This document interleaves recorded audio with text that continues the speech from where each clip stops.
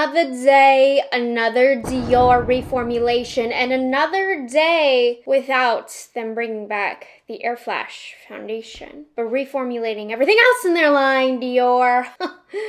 And yet I'm the fool because I keep coming back. For today's video, I'm going to be featuring my new Dior purchases that I just made, testing them out, feeling them out with you guys. So the reformulation that I'm talking about, can you believe they reformulated their lip oils? I mean, I'm sure you can. They've reformulated everything else in their line, but they're reformulating all of their heavy hitters. So we're going to see what these are all about. I will say, at least with this reformulation, they brought out some really cool finishes that the original line didn't have. I picked up 4 of those. I also picked up, I don't think this is from their spring collection per se, but this is another new product from them, the Ultra Blendable Skin Bronzer Stick. So I thought we'd throw that one in here. That is what I purchased, but we'll also talk about just their spring collection in general, the Ultra Glow Spring 2026 collection. Can you believe it's like January 5th? And I'm talking about their spring collection, but it's very, very cute, very like jelly themed, pink themed. We have some new lip oil colors, a new liquid highlight color, a new rosy blush color, and then 2 new eyeshadow quints in that spring collection. But before I dive into this spring collection, let's bronze up, shall we? Now, if you're going to ever order anything from Dior, order from Dior. Unless the Sephora sale is going on or something, order from the Dior website because their shipping is amazing and fast. And there's so many different gift with purchases. It comes in the nice luxurious packaging. It's overall just a better experience. All the time I get little gifty bags. So I always recommend, unless you're using points or there's a sale, the Dior website. I used a code. I'll write it down if it's still going on. I got a free little keychain. I don't know if I'll ever use this, but I got a free little keychain. Really cute for my new lip oils. So always say that. If you're buying something from Dior, order from the Dior website because they give you those cute little luxury experiences that you're just not going to get with the other retailers. So let's talk about one of their newest launches that I was curious about, the Forever Skin Bronzing Balm Stick. Now the word balm is a little bit of a red flag for me. I'm not a balm fan, but for Dior, I'd give it a try. This is $52. I know, but it's Dior, and there are 6 different shades. Now, if you're shade match with me, the shade I ended up going with is 02 Soft Fair.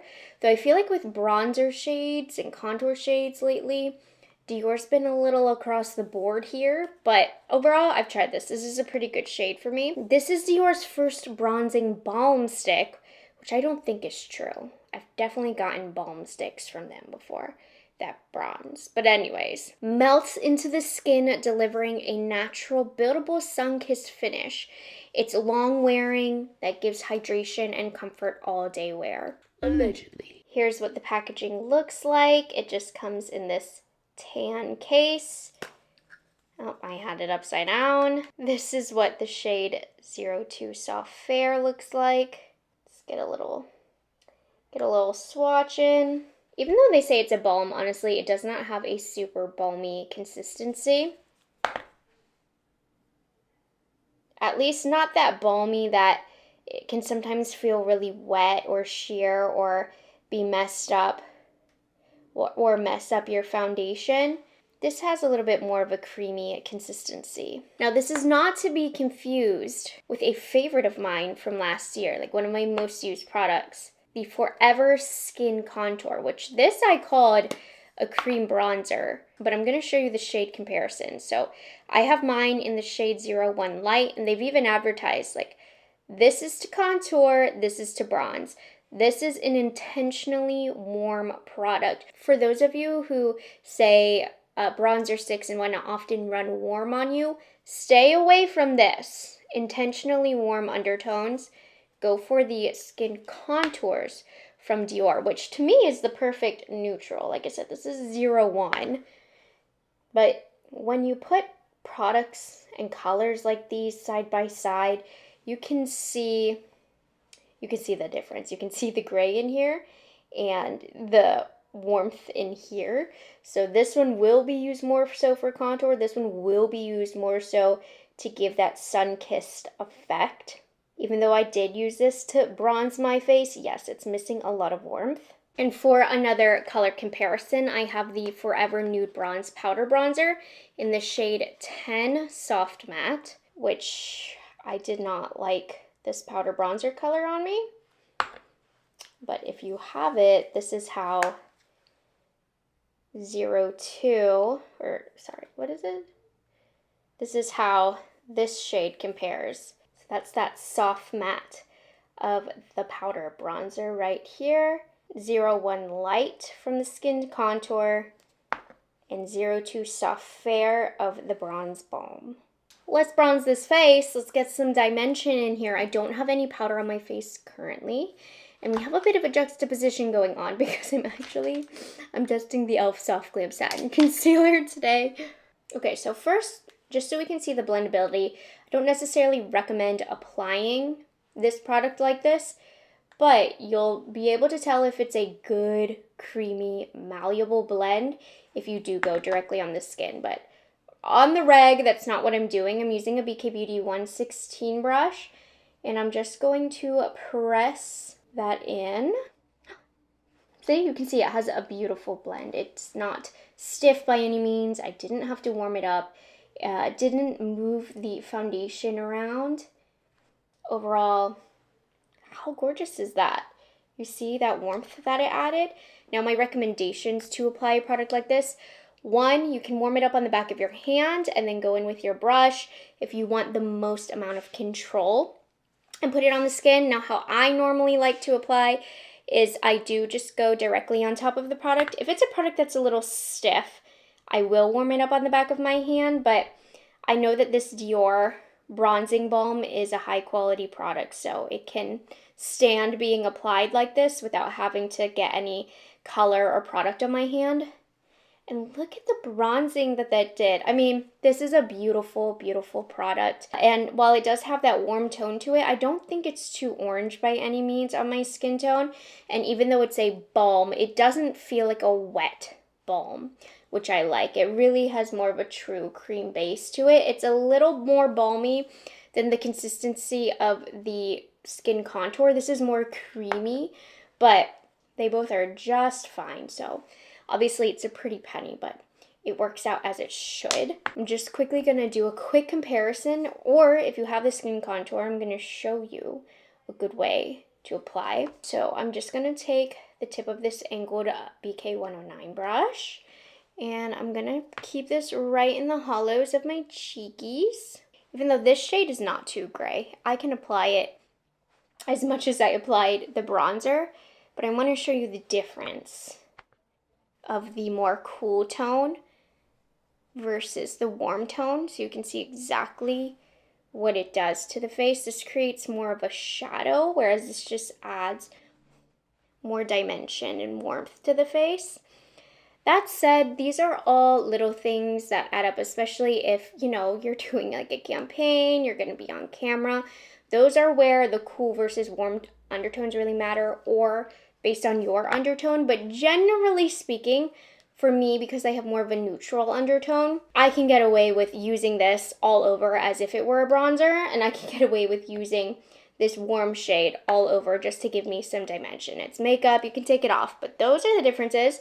And if you want to utilize both, use the Skin Contour to create that shadow. And then I'm going to go back in with my bronzing balm right over top, or you can do it the opposite way as well, whatever works better for you. If you want more of a chiseled look, definitely do contour after bronze. If you want it more natural, go contour shade first and then bronze. But you can see that created a slightly more chisel than the shade, or than the side that I didn't apply the contour on, and we'll just even it out. Again, just taking a tip of this brush, keeping it a little tighter into where I want to create that shadow, and then I'm going to go in with this brush, blend it out, and then I would keep the contour shade for these little parts of the face. Like if you use a little additional color to make the lips look more full, use the more gray tones color, and then nose as well. I do prefer the cooler tone, then I keep the warmer tone on the outskirts of the face. But that said, in a pinch, I'll do whatever is nearest me and not really care. My overall thoughts about this, though, is it's a really beautiful application. It's exactly what you'd expect from Dior. I really do see the tone differences between the contour stick and the bronzing stick, so I think it's nice that it has both. It was an appropriate launch, and it's exactly what I'd expect it to be. That said, there's a lot of really great bronzing sticks out there on the market right now with it being such a trendy product, but Dior took their hand in it, and I do think they did a good job, so wanted to demo that. Let's see what's up with these new lip oils. I did just check. If you do order from the Dior website and you use the code GIFTADDICT, at least on the day that I'm filming this, you get a free little keychain with your $175 order with the purchase of at least one glow oil. So that's one of the codes you can use. Anyways, I don't know if I was excited or not about this reformulation, but they do have some new finishes which I think amp it up a little bit. So, I mean, these are like the most expensive lip oils. They're $42, but I'm a fan of these. These are my old collection, and I'm actually not mad about this reformulation. Like, how different can it be? And I really like the new colors. So, what's different from old to new according to this photo? Before it was just nourishing. Now it's nourishing, hydrating, and smoothing. Okay. Before there were only 8 shades, and now there are 16 shades, 4 of which are returning, and there's 12 new shades in the range. Before, you only had the one finish. Some were more pigmented than others, but now this is the part that I think is awesome. There's 3 finishes. So the original juicy, so these would be what the juicy were. There's also a sparkly finish and a glaze. I got one of each finish so that we can compare. Packaging wise, the old one doesn't have any of the cool Dior emblem on there. The new one has this little Dior guy in the corner here. So same component, just a little bit of a different design. This was a shade that I had to get. They say that this one is limited and exclusive to the Dior website. Fizzy pink. I thought it looked amazing. And this is that new sparkly finish. Smells the same. Same big applicator. So that's fizzy, sparkly finish. We will see how much color shows up on the lips. I had to get another sparkly finish. I couldn't help myself. So this is Mocha. And with the Dior lip oils, they don't have a ton of pigment. So I prefer the darker shades anyways to give me something. But you can see Mocha is not giving much. You can see that slight brown tone. Now Latte. I'm excited for this one because it's the new glaze finish. So we'll see what that means. Oh! I think it means pigment. That's really exciting. I think I'm going to be a fan of the glaze finish. So that's Latte. And then I wanted to try one of the classic just jelly finishes. So I got Cranberry, which this is the family of colors. Weird, you can see the glaze finish is kind of separating as it sits on my hand. We'll look into that. And then this is that Cranberry jelly finish, which I like that this just gives almost like a pH balanced look to the lips. But this is a red flag. Why is that separating like that? Anyways, new shades. Fizzy Pink, Mocha, Latte, Cranberry. I'll swatch a few of the old ones in case you want to see. The ones that are close to anything. Like this is the old formula in Mahogany. Unless something is drastically different about the formula, I don't think I'd probably be able to tell. But that's Mahogany. The number on this one is 62. I believe it was a limited edition shade. Bronze Glow, I think is what this one was. Here's the old Rosewood and the old Berry. Which what you're getting from these older formulations is they are that jelly finish. Very, very sheer. So they're going to be similar to the new jelly finish. Anyways, let's swatch these on my lips. Okay, so I just contoured a little bit around my lips with Lisa Eldridge 0N just to give us some shape here because It's winter and I have dry skin all up on here. I'm gonna blame the pregnancy, but it's just because it's winter. Anyways, I need to get fizzy pink on my lips. Let's see. I love it. And I think the glitters are quite visible. I love it. It's very juicy. It doesn't give too much pigment, so do be warned of that. I don't really mind it because I can see that pinkish tint. I love it. I mean, you guys know, I know they're $42. I've always loved the Dior Lip Oil formula, and hopefully I don't notice any difference between the formulas. So far, I really don't. Looks the same, feels the same, applies the same. Allegedly more hydrating. Probably not, but I love this shade. Pretty clear, but I can see the glitters and I see the pinkish tint. And I do get upset when lip oils are too sheer, but in this case, it works. I love it. Let's do Mocha. This is the other sparkly finish, and I purchased this one in hopes that it wouldn't be too sheer, but it is pretty sheer. I see the difference between this and Fizzy Pink. It definitely adds more depth to my lips. However, for how dark it looks in here, I was hoping it would give a little bit more. Like, Dior's so lucky I love this formula, because if the formula weren't as good as it were, I would have stopped buying them a long time ago. But this is the one exception. Anyways, here's Mocha. I like Fizzy Pink better. Again, I still do see the little bit of sparklies. It's not a lot, but it's there, and I think it's a nice little additional touch. We could have used more, always. Could never have too much, especially since they do have some other flat finishes. But I do like this new finish. Let's try this new glaze finish. Reminder, this is the shade Latte. And it does give pigment. Oh. I think over time I'm going to build up my collection of this glaze finish. It feels a little thicker, a little stickier than the jelly finish, but that's because I think it is, which is important. If it has more pigment, you're going to want it to stick to the lips a little bit more. It doesn't have that shiny plump that the jelly finishes have, simply because this has more pigment. But I like this. I'm curious about some other colors in the range, but this is what I've been wanting from these Dior lip oils, is some more pigment options, and I think we got that with this finish. Gorgeous. And you saw my lips at the start of this. They were a little dry, and I feel them coming back to life. I feel the hydration happening. And then finally, this is the classic jelly finish. I picked up Cranberry because I like these reddish shades in this finish, because it just makes your lips look more lively, like more blood has rushed to your lips. I do love this shade. This is the exact look that I love from a Dior lip oil. This just seems right on par. I would say if you have the older formulation, there is no need to run out and purchase the new formulation unless it's for a specific new color or a new finish.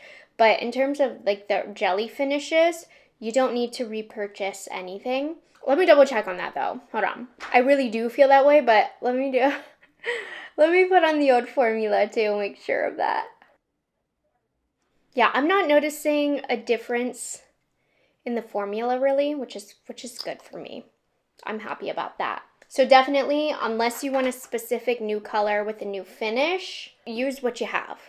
There's no big elevation between this and the new formula. What is special about this rebrand of these lip oils would be the different finishes and colors, which they did a good job at. And normally I'm pretty upset at Dior for these reformulations, but this time I like what they did here a lot. It's given us a lot more options here, and I'm curious. I need more of this glaze finish. So those are the new cutie little things that I picked up from the newest Dior drop. I thought I'd quickly go over what else you can pick up from this spring collection and why I passed on what I did. So if you go on the Dior website, they have It's all about pink. It's marketed very beautifully, this Ultra Glow Spring collection. So of course we have the whole revamp of the lip oil line. There also is a new Dior Addict Lip Glow Oil in the shade Ultra Pink to go with the collection. I like this formula. I never felt the need to have more than like one or two of them. So I'd imagine this one has more of a stronger pink situation going on color-wise. Also, the Dior Backstage Rosy Glow Blush in Ultra Pink is a limited edition shade for this collection as well. I personally like these blushes are fine. I was never super in love with them, but they are very, very popular. So they are loved by a lot of people. So we have this new Ultra Pink exclusive shade to this collection. It totally goes with the vibe. Now this one is interesting. Now you guys know the Forever Glow Maximizer is one of my all-time favorite formulas from Dior. They launched this new shade Sugar Icing. Really interesting. It looks like it has a purple and blue hue.